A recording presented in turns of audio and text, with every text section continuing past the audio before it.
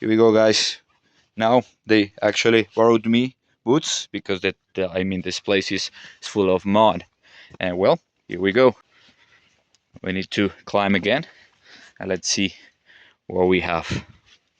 Okay, well, as you can see here, you have the like this is the famous yuca. I don't know how to say it in English. Sorry about that.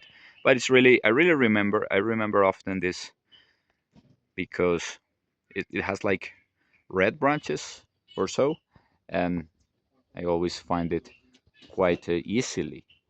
Okay, now you get to see the view.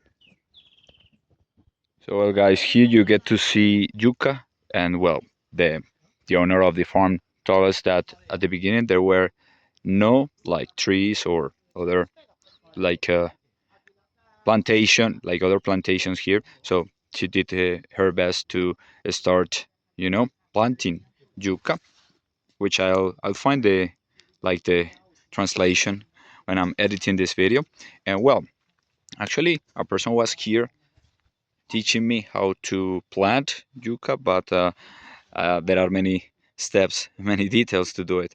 But actually, what he was saying is that it has to be planted like in diagonal, like diagonally in this form, because if you like put it, let's say that like this, it's not going to be good for the production. So you need to plant it like in a diagonal position. Okay, that's what I can tell you. And well, they say that the product here of yuca is amazing. So look at that. I find this quite beautiful. Look.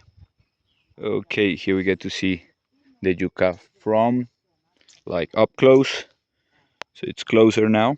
You get to see that the branches are like a little red, and this is it.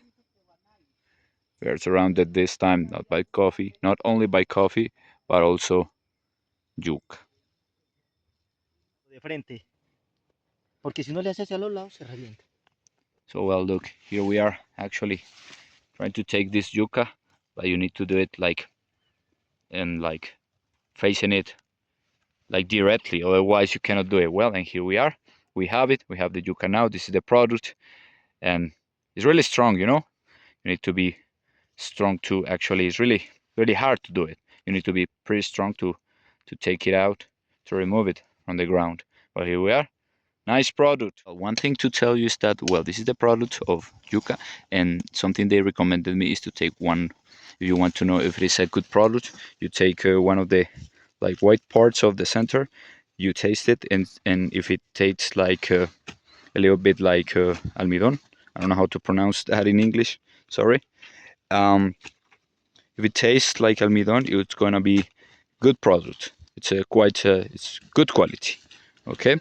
Something to do is that actually, if you what you do if, for example, if you want to plant, at one point it's good to remove the like those plants around trees or around plants that actually we don't want. It's good to remove them, but not all the time. At one point, it's better to leave them be so that they can add products to the like a good how can I say, like different like tastes. It's going to be those plants are going to add like flavors that if you remove all of this from the beginning and all the time, they are not going to be good. Well, and here they will actually he will plant another yucca because it's the most like recommended thing to do.